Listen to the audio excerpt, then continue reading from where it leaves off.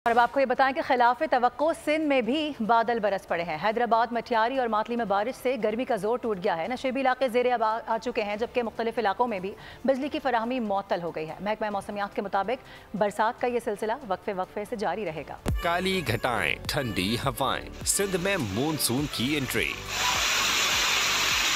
बेशतर शहरों में जल थल एक हो गया।